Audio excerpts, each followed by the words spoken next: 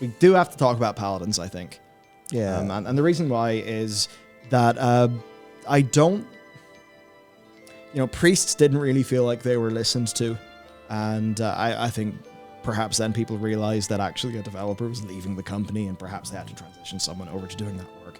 But I think priests eventually did feel more listened to when we got the 2 powered updates and stuff like that. Same with Druids. Same with Druid, where it's just, priest and Druid, where's the feedback? Oh, there's the feedback. Oh, they're good. Oh, nice.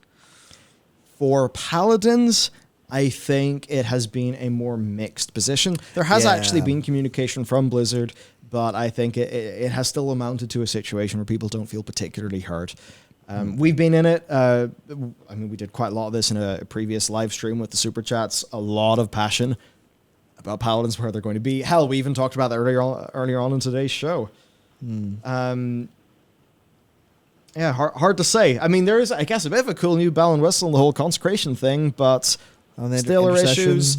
Mobility, you guys are going to be losing your super, your Zoom horse, right? Yeah, it's going to be going back to being a normal divine state, so you're going to be pretty slow. There's a talent for 1 extra second, which is nothing. A whole second? Yeah, which is like, that is... Oh, baby! Proportionally speaking, 1 second's a lot. Yeah. Because the duration's so low, but compared to what it was, where you're like, we're just zooming now.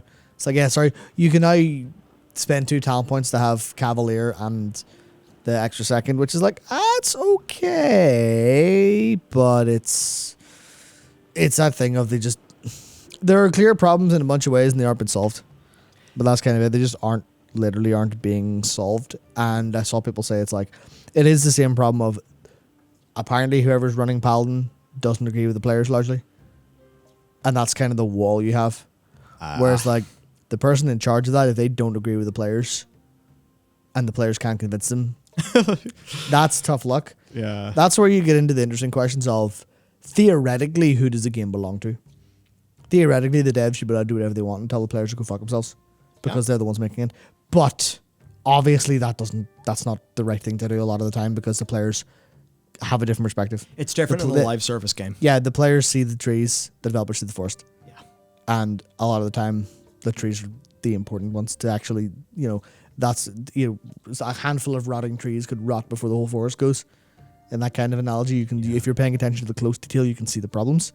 And then there's all this stuff like, because I see people in chat saying, like, PvP and PvE are like problems against each other. Where like, Red Pal's strong PvP because of everything I was saying earlier about how like defensively strong they are and worst case scenario strong they are, how much like kind of defensive utility they have. But that doesn't apply to a raid or a party, so you don't feel good there unless things are going wrong. And that's like, well, you've got pretty high like burst and like single target, so we can't really give you too much more damage. And you're like, yeah, but that doesn't really matter in terms of like the long of a fight if you can't sustain damage as well, because that's how it works. And like, there's all these problems, and it's maybe the dev is a little bit more looking at PvP. Maybe that's kind of who they are a little bit personally. And like, well, then you'd need the other perspective to make players feel good, because if people aren't going to play Paladin or Paladins get a bad rap and don't get invited, that's a bad user experience. And that's like what it all really boils down to, is like bad user experience is what they need to stamp out. And that's what they've been playing in Dragonflight with, being super careful to not have bad user experience. That's mostly been right. But at the same time, there needs to be some sort of texture, because players can't have everything they want. You can't have a squeaky clean perfect user experience, because that's boring, but you can't have a shit one. You need to have one that's mostly okay, and for Paladin that's just profoundly not, because just they don't know what really to do with him, because their fantasy is so kind of strong in PvP. You have to dial that back to give them other stuff in PvE, theoretically, but then that becomes this whole big problem. Yeah. I think it's a real challenge when they are getting so much gameplay out of a few different pillars of content, while also having it be one size fits all with the addition of PvP talents, right? Like, that's bound to be a challenge. If you look at FF14 as an example, whenever you go into PvP, you have a new set of buttons. Now, and those are basically going to be a sort of a like simplified, fast pace, but still, simple, but with a lot of depth and mastery. It's like really well designed. But they put up this hard differentiator. this is you normally, this is you in PvP. WoW's trying to do both, while also having a situation where a ret paladin can feel super, super strong. It's pretty hard to say, hey, you're going to feel strong when you're fighting a single target patchwork raid boss, when you're fighting a raid boss with ads, when you are doing a Mythic plus Dungeon and Fortified week and a Mythic plus Dungeon and Tyrannical week. That's going to be tricky. That's going to be tricky, and the more that, progressing to a high level of mastery in these different pillars of the game is important to your gear, your progression, the rewards of the game, then... oh, yeah, the harder it's going to be, because it's pretty fucking hard for one size to fit all for 38 specs. Yeah. Sometimes you do just grasp the enormity of the design issue that they're kind of left with, and it does just make you think, could more designers be a good thing? It's one of those really funny things. Like, a lot of the time, people will think, oh, the Paladin designer, as if there's one member of staff and their job is Paladin. Now, maybe it would be better if there were 38 class designers just working all the specs all day, but that's not how it works. The class team's going to be relatively small and people will be making multiple things. Per the video he made when he was leaving Blizzard at the start of this expansion, like Chris Kalecki, he had worked on Shadow Priest. He'd also worked in Path of Ascension. He'd also worked in, something else. And it's like, it's just designers, picking up bits of work. Right? So, hard. None of that is a reason, though, why a player should feel good about being underserved at the end of the day. What do you feel, Matt? You mained a Paladin for a long-ass time. It's interesting because in the content I was largely doing, I always felt mostly okay.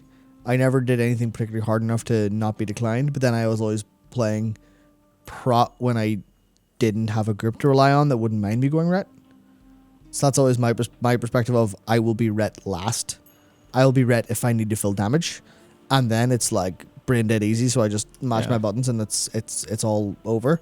I felt pretty okay as prot a lot of the time because prot's pretty strong generally, and holy's not a big fan of it. I've changed my mind on it. The class hasn't really changed that much. It's like I'm just kind of not really super enjoying it very much. But there's a lot of like I don't feel super qualified to talk about it because I haven't played ret in like a high-end situation to feel that way. But I definitely feel like it lacks cool factor outside of being just, hey, we can lay on hands you. It's like, a lot of it is that. But they do feel a lot of the times like, they used to, like, you know what it is? They used to be really cool. They used to have loads of unique strength. And then they ended up being too strong at a couple points in the past with their like really defensive utility. So that's been kind of continually stripped back. Not really too stripped back compared to other people bringing up parity. So now like so many classes have like invulns and stuff like that, or invulns have been balanced against because they were too cheesy as soon as everyone had one. So you run around with, Netherwalk, Turtle, Ice Block, Bubble. Bubble doesn't feel special comparatively to those anymore. And that's kind of the problem where Paladins have had their turf and like they used to just own so much of the land. Yeah. But then other people kept kind of siding in and just taking acre after acre after acre in all these different ways, and they were just kind of left going, where's our land, please?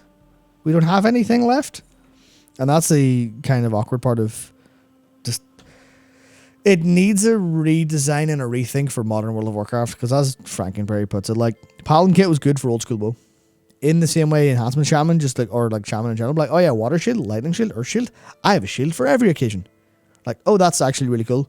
But then you're like, well, what generates Maelstrom? Lightning Shield? Okay. Well, I'm a, Resto Shaman in today's modern clean game design.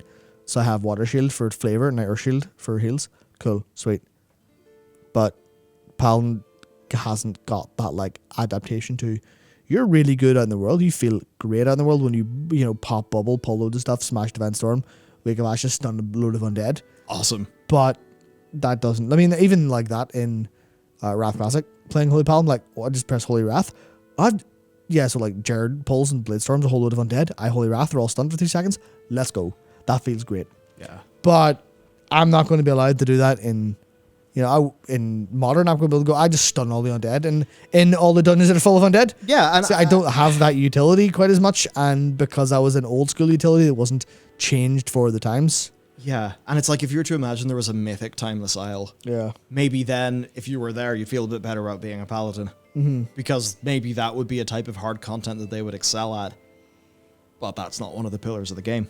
So it's a big old design problem. Yeah, that's my conclusion to that one.